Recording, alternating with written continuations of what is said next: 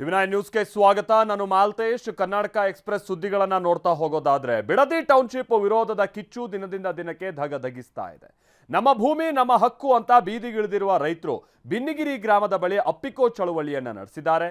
Car ಸ್ಫೋಟಿಸಿಕೊಂಡು ಆತ್ಮಹತ್ಯೆ ಮಾಡಿಕೊಂಡಂತ ನಾಗೇಂದ್ರನ ಬಳಿ ಇದ್ದ ನಾಡಬಾಂಬ್ ಕುರಿತು ತನಿಖೆ ಚುರುಕಾಗ್ತಾ ಇದೆ.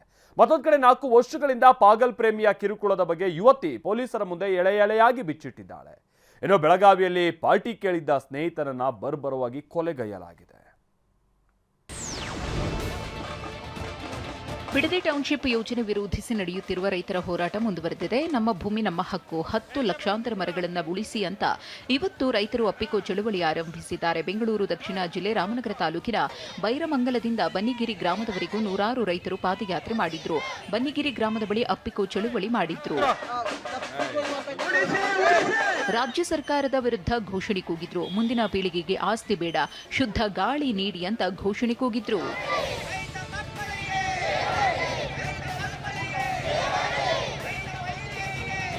ಬಿಡದಿ ಭಾಗದ ರೈತರು ಇವತ್ತು ಅಪ್ಪಿಕೋ ಚಳುವಳಿ ಕೂಡ ನಡೆಸ್ತಾ ಇದ್ದಾರೆ. ಬೈರಮಂಗಲದಲ್ಲಿ ಪ್ರತಿಭಟನಾ ಸ್ಥಳ ಇದೆ, ಅಲ್ಲಿಂದ ಬನ್ನಿಗಿರಿವರೆಗೂ ಸುಮಾರು 2 ರಿಂದ 2.5 ಕಿಲೋಮೀಟರ್ವರೆಗೂ ಪಾದಯಾತ್ರೆಯನ್ನು ನಡೆಸಿ ಆ ನಂತರದಲ್ಲಿ ಇಲ್ಲಿ ಒಂದು ತೆಂಗಿನ ಮರಗೆ ಪೂಜೆಯನ್ನು ಕೂಡ ಸಲ್ಲಿಸಿ ಮರಗಳನ್ನು ಹಬ್ಕೊಂಡು ಆಕ್ರೋಶವನ್ನು ವ್ಯಕ್ತಪಡಿಸ್ತಾ ಇದ್ದಾರೆ. ಕಲ್ಲು ಸ್ಫೋಟಗೊಂಡಿದ್ದು ಓರ್ವ ಗಾಯಗೊಂಡಿದ್ದಾನೆ. ಚಿತ್ರದುರ್ಗದ ಕಣಿವೆ ಬಳಿ ಮೊರಾರ್ಜಿ ಶಾಲೆಗೆ ರಸ್ತೆ ನಿರ್ಮಾಣದ ವೇಳೆ ಕಲ್ಲು ಸ್ಫೋಟಗೊಂಡಿದೆ. ಜೆಸಿಬಿ ಚಾಲಕ ಧನುಗೆ ಕಲ್ಲು ಬಡಿದು ತಲೆಗೆ ಗಾಯವಾಗಿತ್ತು. ಕೂಡಲೇ ಚಿತ್ರದುರ್ಗ ಜಿಲ್ಲಾಸ್ಪತ್ರೆಗೆ ದಾಖಲು ಮಾಡಿ ಗಾಯಾಳುವಿಗೆ ಚಿಕಿತ್ಸೆ ನೀಡಲಾಗಿದೆ. ಇದರ ಮಧ್ಯೆ ಗುತ್ತಿಗೆದಾರ ಪರ ಗುಂಪಿನಿಂದ ಗಾಯಾಳು ಧನುಗೆ ಧಮಕಿ ಹಾಕಲಾಗಿದೆಯಂತೆ. ಆಸ್ಪತ್ರೆ ಬಳಿಗೆ ಆಗಮಿಸಿ ಪ್ರಕರಣ ದೊಡ್ಡದು ಮಾಡದಂತೆ ವೆಂಕಟೇಶ್ ಎಂಬುವರು ಧಮಕಿ ಹಾಕಿದ್ದಾರೆ ಎಂದು ಗಾಯಾಳು ಧನು ಆರೋಪಿಸಿದ್ದಾನೆ.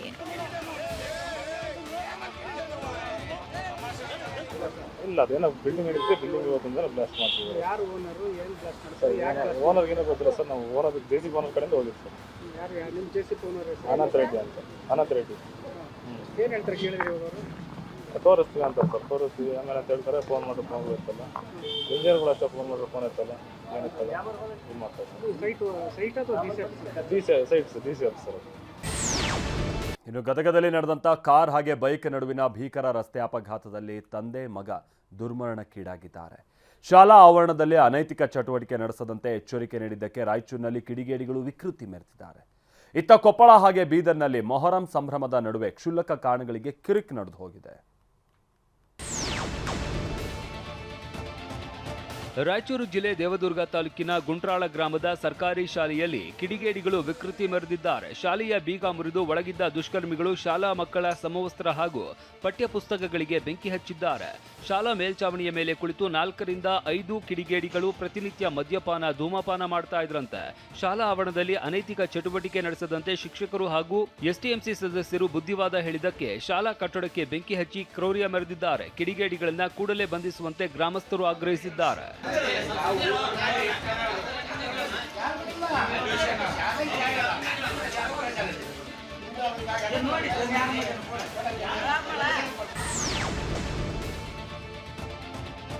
ಪಿಸ್ತೂಲ್ನಿಂದ ಗಾಳಿಯಲ್ಲಿ ಗುಂಡು ಹಾರಿಸಿ ಹಲ್ಲೆ ನಡೆಸಿ ಧಮಕಿ ಹಾಕಿದ್ದಾರೆ. ಬೆಂಗಳೂರು ಗ್ರಾಮಾಂತರ ಜಿಲ್ಲೆ ದೊಡ್ಡಬಳ್ಳಾಪುರ ತಾಲೂಕಿನ ಹೊನ್ನಾಘಟ್ಟ ಗ್ರಾಮದಲ್ಲಿ ಘಟನೆ ನಡೆದಿದೆ. ಜೂನ್ 27ರಂದು ಮಧ್ಯರಾತ್ರಿ ತೋಟಕ್ಕೆ ಹೋಗ್ತಾ ಇದ್ದ ವಿನೋದ್ ಯಾದವ್ನನ್ನ ನರಸಿಂಹಮೂರ್ತಿ ಅಡ್ಡಗಟ್ಟಿದ್ದಾನೆ. ಬಳಿಕ ಪಿಸ್ತೂಲ್ನಿಂದ ಗುಂಡು ಹಾರಿಸಿ ಧಮಕಿ ಹಾಕಿದ್ದಾನೆ ಅಂತ ಆರೋಪಿಸಲಾಗಿದೆ. ಈ ಬಗ್ಗೆ ದೊಡ್ಡಬಳ್ಳಾಪುರ ಗ್ರಾಮಾಂತರ ಪೊಲೀಸ್ ಠಾಣೆಯಲ್ಲಿ ವಿನೋದ್ ಯಾದವ್ ಪ್ರಕರಣ ದಾಖಲಿಸಿದ್ದಾರೆ. ಹನುಮಂತರಾಯಪ್ಪ ಮತ್ತು ನರಸಿಂಹಮೂರ್ತಿ ನಡುವೆ ಹಳೆಯ ವೈಷಮ್ಯ ಇತ್ತಂತೆ. ತನ್ನ ವಿರೋಧಿ ಹನುಮಂತರಾಯಪ್ಪ ಜಮೀನು ಲೀಸ್ ಪಡೆದಿದ್ದಕ್ಕೆ ವಿನೋದ್ಗೆ ನರಸಿಂಹಮೂರ್ತಿ ಬೆದರಿಕೆ ಹಾಕಿದ್ದಾನೆ ಅಂತ ದೂರಲಾಗಿದೆ. ಪಿಸ್ತೂಲ್ ಸಮೇತ ಆರೋಪಿಯನ್ನ ಪೊಲೀಸರು ವಶಕ್ಕೆ ಪಡೆದಿದ್ದಾರೆ. ಹೋಗಿ ಬರಬೇಕಾದ್ರೆ ಇದೇ ರಸ್ತೆಯಲ್ಲಿ ಇಲ್ಲಿ ಅಡ್ಡ ಹಾಕಿ ಗನ್ ಎತ್ಕೊಂಡ್ಬಿಟ್ಟು ಅಡ್ಡ ಹಾಕಿದ್ರು ಸರ್. ಅವತ್ತೇ ಒಂದು ಸ್ವಲ್ಪ ಭಯ ಆಯಿತು. ಮಾತಾಡ್ತಾನೆ ಗನ್ನಲ್ಲಿ ಒಂದು ಪಂಚ್ ಮಾಡಿದ್ರು. ಅವ್ರವ್ರ ಜಮೀನು ವಿಚಾರ ಏನಿದೆಯೋ ನನಗೆ ಗೊತ್ತಿಲ್ಲ ಸರ್. ನಾನು ಇಲ್ಲಿ ಮಾಡ್ತಾ ಇರೋದು ಲೀಸಿಗೆ ತೊಗೊಂಡು ಮಾಡ್ತಾ ಇರೋದು.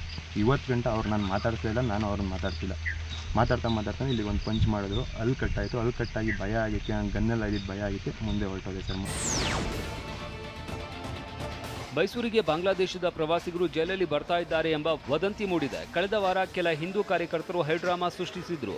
ಈ ಹಿನ್ನೆಲೆಯಲ್ಲಿ ಮೈಸೂರು ರೈಲ್ವೆ ನಿಲ್ದಾಣದಲ್ಲಿ ರೈಲ್ವೆ ಪೊಲೀಸರು ಅಲರ್ಟ್ ಆಗಿದ್ರು. ಇವತ್ತು ಮುಂಜಾನೆ ಪಶ್ಚಿಮ ಬಂಗಾಳದಿಂದ ಬಂದ ಹೌರಾ ಎಕ್ಸ್‌ಪ್ರೆಸ್ನಲ್ಲಿ ಬಂದ ಪ್ರಯಾಣಿಕರನ್ನ ಪರಿಶೀಲನೆ ನಡೆಸಲಾಯಿತು. ರೈಲ್ವೆ ಪೊಲೀಸರು ಪ್ರಯಾಣಿಕರ ದಾಖಲೆಗಳನ್ನು ಪರಿಶೀಲಿಸಿದ್ದಾರೆ.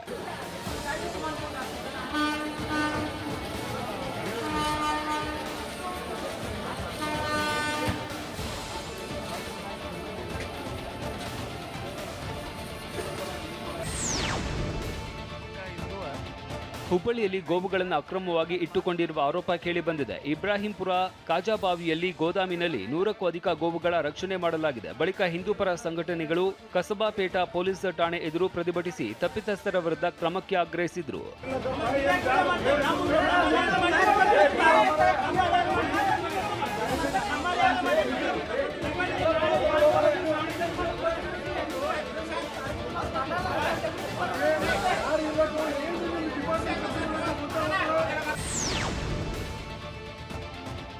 ಕೊಪ್ಪಳ ಜಿಲ್ಲೆಯಲ್ಲಿ ಮುಂಗಾರು ಮಳೆ ಕೈಕೊಟ್ಟಿರುವುದಕ್ಕೆ ರೈತರು ಸಂಕಷ್ಟಕ್ಕೆ ಸಿಲುಕಿದ್ದಾರೆ. ಕುಕನೂರು ತಾಲೂಕಿನ ಕೋಮಲಾಪುರ ಗ್ರಾಮದಲ್ಲಿ ಮಳೆಯ ನಿರೀಕ್ಷೆಯಲ್ಲಿ ರೈತರು ಬಿತ್ತನೆ ಮಾಡಿದ್ದಾರೆ.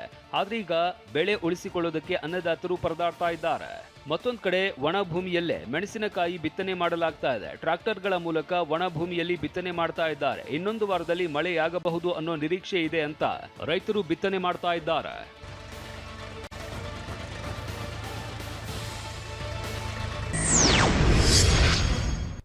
ರಾಜ್ಯದಲ್ಲಿ ಮುಂಗಾರು ಮಾಯವಾಗಿದ್ದು ಅನ್ನದಾತರ ಗೋಳು ಹೇಳತೀರದಾಗಿದೆ. ಬಾಗಲಕೋಟೆ ಬೀದರ್ನಲ್ಲಿ ಮಳೆ ಆಗದೆ ಭೂಮಿ ಬರಡಾಗಿದ್ದು ಬಿಸಿಲ ಅಬ್ಬರದಿಂದಾಗಿ ಬೆಳೆಗಳು ಒಣಗಿ ಹೋಗ್ತಾ ಇವೆ.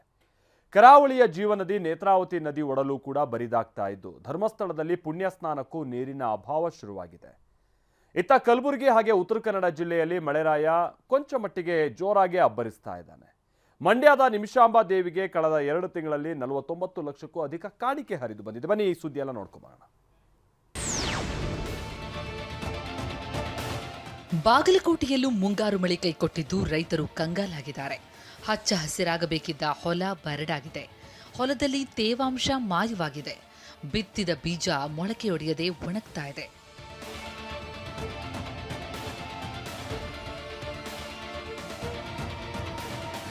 ಬಿತ್ತನೆ ಮರಳಿ ಹರಗುವ ಸಹವಾಸವೇ ಬೇಡ ಅಂತ ಅನ್ನದಾತ ಸುಮ್ಮನಾಗಿದ್ದಾನೆ. ಸರ್ಕಾರದ ಪರಿಹಾರ ನೀಡಬೇಕು ಅಂತ ರೈತರು ಮನವಿ ಮಾಡಿದ್ದಾರೆ. ಸದ್ಯದ ಮಟ್ಟಿಗೆ ನಾನು ನೋಡೋದು ಬಾಗಲಕೋಟೆ ಹೊರವಲಯದಲ್ಲಿರುವಂತಹ ಒಬ್ಬ ರೈತರ ಹೊಲದ ದೃಶ್ಯ ಸಹಜವಾಗಿ ಇಲ್ಲಿ ನೋಡ್ತಾ ಇರ್ಬೋದು. ಈ ಒಂದು ಸಂದರ್ಭದಲ್ಲಿ ಎಲ್ಲ ಕಡೆಯೂ ಕೂಡ ಭೂಮಿ ಹಚ್ಚು ಹಸಿರಿನಿಂದ ಕಂಗೊಳಿಸಬೇಕಾಗಿತ್ತು. ಯಾಕಂದರೆ ಅಷ್ಟೊಂದು ಬೆಳೆ ಚಿಗುರು ಹೊಡೆಯೋದು ಆ ಒಂದು ದೃಶ್ಯನೇ ಒಂದು ರೀತಿ ನೋಡೋಕ್ಕೆ ರಮಣೀಯವಾಗಿರ್ತಾಯಿತ್ತು. ಆದರೆ ಸದ್ಯದ ಮಟ್ಟಿಗೆ ಹೇಳೋದಾದರೆ ಯಾವ ಪರಿಸ್ಥಿತಿ ಆಗಿದೆ ಅನ್ನೋದನ್ನು ನಾವು ಇಲ್ಲಿ ತೋರಿಸ್ತಾ ಇದ್ದೀವಿ. ಭೂಮಿ ಸಂಪೂರ್ಣವಾಗಿ ಏನೋ ಬಿರುಕು ಬಿಟ್ಟು ಹೋಗಿರುವಂಥದ್ದು. ಅಂದರೆ ಮಣ್ಣಿನಲ್ಲಿ ಸ್ವಲ್ಪವೂ ಕೂಡ ತೇವಾಂಶವಿಲ್ಲ ಅಷ್ಟರ ಮಟ್ಟಿಗೆ. ಯಾಕಂದರೆ ಮುಂಗಾರು ಮಳೆ ಸ್ವಲ್ಪವೂ ಕೂಡ ಸಮರ್ಪಕವಾಗಿ ಆಗದ ಹಿನ್ನೆಲೆಯಲ್ಲಿ ಬಾಗಲಕೋಟೆ ಜಿಲ್ಲಾದ್ಯಂತ ರೈತರ ಪರಿಸ್ಥಿತಿ ತುಂಬಾ ಚಿಂತಾಜನಕ ಸ್ಥಿತಿಗೆ ತಲುಪಿರುವಂಥದ್ದು. ಬೀದರ್ ಜಿಲ್ಲೆಯಲ್ಲಿ ಮಳೆಯ ಕೊರತೆಯಿಂದ ರೈತರು ಸಂಕಷ್ಟಕ್ಕೆ ಸಿಲುಕಿದ್ದಾರೆ. ಜೂನ್ ತಿಂಗಳು ಮುಗಿತಾ ಇದ್ರೂ ಮಳೆ ಬರ್ತಿಲ್ಲ. ಮಳೆ ಆಗುತ್ತೆ ಅಂತ ಸೋಯಾಬೀನ್ ಬಿತ್ತನೆ ಮಾಡಿದ್ದ ರೈತರು ಕಂಗಾಲಾಗಿದ್ದಾರೆ.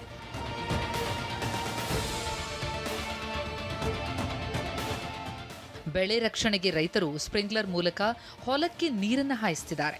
ಬೋರ್ವೆಲ್ನಲ್ಲೂ ನೀರು ಕಡಿಮೆಯಾಗ್ತಾ ಇದ್ದು ರೈತರು ಕಂಗೆಟ್ಟಿದ್ದಾರೆ. ಸದ್ಯ ನಾನು ಬೀದರ್ ಜಿಲ್ಲೆ ಭಾಲ್ಕಿ ತಾಲೂಕಿನ ನೀಲಂನಳ್ಳಿ ಗ್ರಾಮದಲ್ಲಿ ಸದ್ಯ ನಾನು ಇರ್ತಕ್ಕಂಥದ್ದು. ಈ ನೀಲಂನಳ್ಳಿ ಗ್ರಾಮದಲ್ಲಿ ಬಹುತೇಕ ರೈತರು ಕೂಡ ಈಗಾಗಲೇ ಸೋಯಾಬೀನನ್ನು ಬಿತ್ತನೆ ಮಾಡಿರ್ತಕ್ಕಂಥದ್ದು. ಯಾಕೆಂದರೆ ಮಳೆಗಾಲ ಆರಂಭವಾಗಿ 20 ದಿನ ಕಳೆದರೂ ಕೂಡ ಇಲ್ಲಿ ಸೂಕ್ತವಾದಂಥ ಮಳೆ ಬರ್ತಾ ಇಲ್ಲ. ಹೀಗಾಗಿ ಬೆಳೆ ತಾವು ಹಾಕಿದಂಥ ಬೆಳೆ ಕೂಡ ಉಳಿಸ್ಕೊಡ್ಲಿಕ್ಕೆ ಕೂಡ ರೈತರಿಗೆ ಹರಸಾಹಸ ಪಡುವಂಥ ಸ್ಥಿತಿ ಕೂಡ ಇಲ್ಲಿ ನಿರ್ಮಾಣ ಆಗಿರ್ತಕ್ಕಂಥದ್ದು. ಹಾಸನ ಜಿಲ್ಲೆಯಲ್ಲಿ ಮುಂಗಾರು ಮಳೆ ಸಂಪೂರ್ಣ ಕೈಕೊಟ್ಟಿದೆ.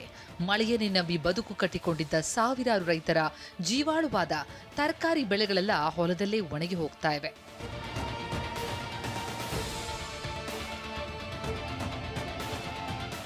ಬೇಲೂರು ತಾಲೂಕಿನ ಮಾದಿಹಳ್ಳಿ, ಹಳೆಬೀಡು ಭಾಗದ ತರಕಾರಿ ಬೆಳೆಗಾರರಿಗೆ ಸಂಕಷ್ಟ ಶುರುವಾಗಿದೆ. ಕಳೆದ ಮೇ ತಿಂಗಳಿನಲ್ಲಿ ಸುರಿದ ಹಿಂಗಾರು ಮಳೆಯನ್ನ ನಂಬಿ ರೈತರು ಸಾಲ ಸೋಲ ಮಾಡಿ ಅವರೇ ಸೋರೆಕಾಯಿ, ಬೀನ್ಸ್, ಟೊಮ್ಯಾಟೊ, ಆಲೂಗಡ್ಡೆ ಸೇರಿ ಹಲವು ಬೆಳೆಗಳನ್ನು ಬಿತ್ತನೆ ಮಾಡಿದ್ರು.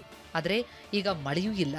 ಅಂತರ್ಜಲ ಕೂಡ ಕುಸಿದು ಕೆರೆಗಳು ಬತ್ತು ಹೋಗಿದ್ರಿಂದ ಬೋರ್ವೆಲ್ಗಳು ಬಂದಾಗಿ ಹನಿ ನೀರಿಗೂ ಪರದಾಡುವಂತಾಗಿದೆ. ಹಾಸನ ತಾಲೂಕಿನ ಸಾಲ್ಗಾಮೆ ಹೋಬಳಿ ಹಾಗೂ ಬೇಲೂರು ತಾಲೂಕಿನ ಇರತಕ್ಕಂಥ ಹಳೆಬೀಡು ಹೋಬಳಿಗಳಲ್ಲಿ ಅತಿ ಹೆಚ್ಚಿನ ಪ್ರಮಾಣದಲ್ಲಿ ತರಕಾರಿ ಬೆಳೆಗಳನ್ನು ರೈತರು ಬೆಳೀತಾರೆ. ಅವರೇ ಬೆಳೆ ಇದು.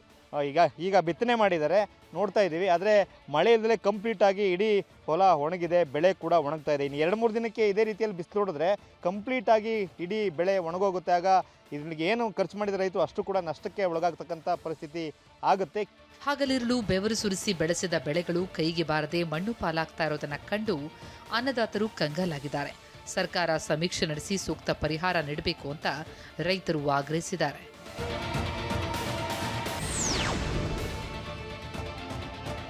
ಮುಂಗಾರು ಕೈಕೊಟ್ಟಿರೋದ್ರಿಂದ ಕರಾವಳಿಯ ಜೀವನದಿ ನೇತ್ರಾವತಿಗೆ ಜಲಕಂಟಕ ಶುರುವಾಗಿದೆ. ದಕ್ಷಿಣ ಕನ್ನಡ ಜಿಲ್ಲೆಯ ಧರ್ಮಸ್ಥಳದ ಬಳಿ ನೇತ್ರಾವತಿ ಬರಿದಾಗ್ತಾ ಇದೆ.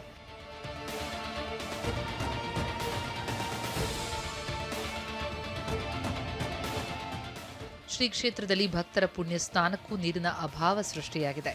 ಪ್ರತಿ ವರ್ಷ ಜೂನ್ ತಿಂಗಳ ಅಂತ್ಯಕ್ಕೆ ನೇತ್ರಾವತಿ ನದಿ ಅಪಾಯದ ಮಟ್ಟ ಮೀರಿ ಹರಿತಾ ಇತ್ತು.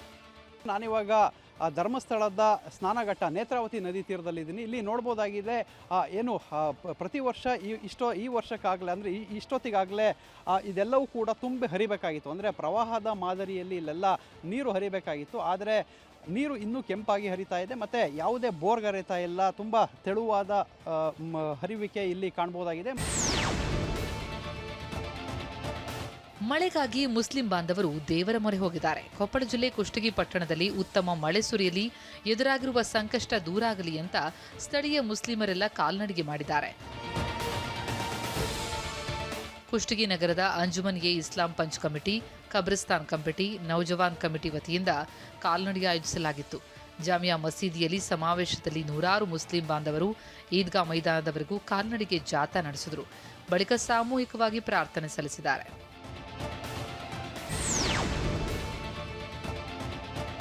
ಗದಗ ಜಿಲ್ಲೆಯಲ್ಲಿ ಈ ಬಾರಿ ಮುಂಗಾರು ಮಳೆ ಸಂಪೂರ್ಣ ಕೈಕೊಟ್ಟಿದ್ದು, ಮಳೆಗಾಗಿ ಮಹಿಳೆಯರು ದೇವರ ಮೊರೆ ಹೋಗಿದ್ದಾರೆ.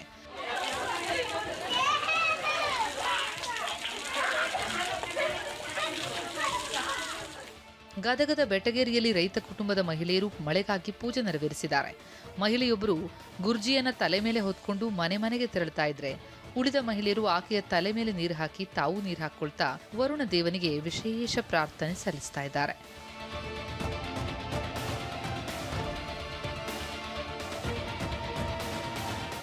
ನಿರಂತರವಾಗಿ 5 ದಿನಗಳ ಕಾಲ ಈ ರೀತಿ ನಿತ್ಯ ಪೂಜೆ ನಡೆಸಿದ್ರೆ ಖಂಡಿತ ಮಳೆಯಾಗುತ್ತೆ ಎನ್ನೋ ನಂಬಿಕೆ ಈ ಭಾಗದ ಜನರದ್ದು. ಹೀಗಾಗಿ ಮಳೆ ಬಾರದೆ ಕಂಗಾಲಾದ ಅನ್ನದಾತರು ಭೂಮಿ ತಾಯಿಯ ಒಡಲು ತಣಿದು ತಮ್ಮ ಬೆಳೆಗಳು ಬದುಕಲಿ ಅಂತ ಭಕ್ತಿಯಿಂದ ಮಳೆಗಾಗಿ ದೇವರ ಮೊರೆ ಹೋಗಿದ್ದಾರೆ. ಗದಗ ನಗರದ ಬೆಟಗೇರಿಯಲ್ಲಿ ಕೂಡ ಮಹಿಳೆಯರು ವಿಶೇಷವಾದಂಥ ಒಂದು ಗುರ್ಜಿ ಪೂಜೆಯನ್ನು ಮಾಡ್ತಾ ಇದ್ದಾರೆ. ನೋಡ್ಬೋದು, ಇದು ಬೆಟಗೇರಿಯ ಗೌರಿ ಗುಡಿ ಓಣಿ ಅಂತಾರೆ. ಈ ಒಂದು ಓಣಿಯಲ್ಲಿ ಮಹಿಳೆಯರು ಕೂಡ ಮಳೆಗಾಗಿ ವಿಶೇಷ ಪೂಜೆ ಗುರ್ಜಿ ಪೂಜೆಯನ್ನು ಮಾಡ್ತಾ ಇದ್ದಾರೆ. ಯಾಕೆಂದರೆ ಕಳೆದ 3 ದಿನಗಳ ಮಾತ್ರ 5 ದಿನ ಸತತವಾಗಿ ಈ ರೀತಿ ಗುರ್ಜಿ ಪೂಜೆ ಮಾಡಿದರೆ ಮಳೆ ಆಗುತ್ತೆ ಅನ್ನೋ ಒಂದು ನಂಬಿಕೆ. ಹೀಗಾಗಿ ಸುಮಾರು ವರ್ಷಗಳಿಂದ ಈ ಒಂದು ಸಂಸ್ಕೃತಿ ನಂಬಿಕೆ ಸಂಪ್ರದಾಯ ಏನಿದೆ ಇದು ನಡೆದುಕೊಂಡು ಬರ್ತಿದೆ. ಹೀಗಾಗಿ ಅದೇ ಪ್ರಕಾರವಾಗಿ ಇವತ್ತು ಮಹಿಳೆಯರು ಕೂಡ ಇಲ್ಲಿ ಮಾಡ್ತಾ ಇದ್ದಾರೆ. ಕಲಬುರಗಿಯಲ್ಲಿ ಮಳೆ ಅಬ್ಬರಿಸಿದೆ. ಒಂದೇ ಮಳೆಗೆ ಅಫ್ಜಲ್ಪುರ ತಾಲೂಕಿನ ನೀಲೂರು ಬಳಿ ಗೊಬ್ರು ಹಳ್ಳ ತುಂಬಿ ಹರಿದಿದೆ. ಜಮೀನಿಗೆ ಹೋಗಿದ್ದ ರೈತರು ವಾಪಸ್ ಬರುವಾಗ ಹಳ್ಳ ಬೋರ್ಗರೆದಿದೆ.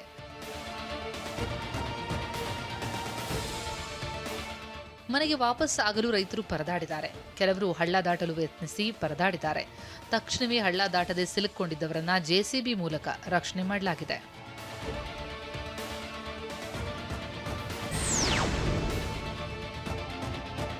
ಉತ್ತರ ಕನ್ನಡ ಜಿಲ್ಲೆ ಕುಮಟಾ ತಾಲೂಕಿನಾದ್ಯಂತ ಮಳೆರಾಯ ಅಬ್ಬರಿಸಿ ಬೊಬ್ಬರಿದಿದ್ದಾನೆ. ವರುಣಾರ್ಭಟಕ್ಕೆ ರಾಜ್ಯ ಹೆದ್ದಾರಿ ಸಂಪೂರ್ಣ ಜಲಾವೃತ ಆಗಿದೆ.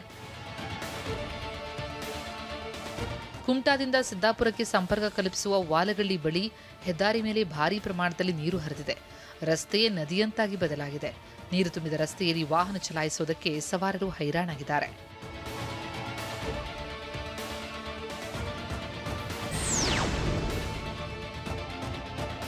ಉತ್ತರ ಕನ್ನಡ ಜಿಲ್ಲೆಯ ಕರಾವಳಿ ಭಾಗದಲ್ಲಿ ಸುರಿಯುತ್ತಿರುವ ಅಬ್ಬರದ ಮಳೆಗೆ ಗೋಕರ್ಣ ನಗರ ಸಂಪೂರ್ಣ ಅಸ್ತವ್ಯಸ್ತವಾಗಿದೆ.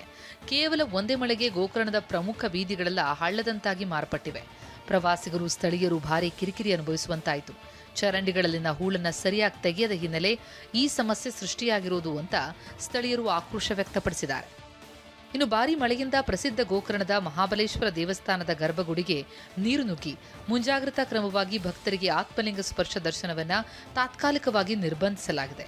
ಗರ್ಭಗುಡಿಯಲ್ಲಿ ನೀರು ತುಂಬಿಕೊಂಡಿದ್ದರಿಂದಾಗಿ ನಿತ್ಯ ಮಧ್ಯಾಹ್ನ 12ವರೆಗೆ ಸರಿಯಾಗಿ ನಡೀತಾ ಇದ್ದ ಆತ್ಮಲಿಂಗದ ಮಹಾಪೂಜೆ ಮಾಡಲು ಸಾಧ್ಯವಾಗದಷ್ಟು ದೊಡ್ಡ ಸಮಸ್ಯೆ ಎದುರಾಗಿದೆ.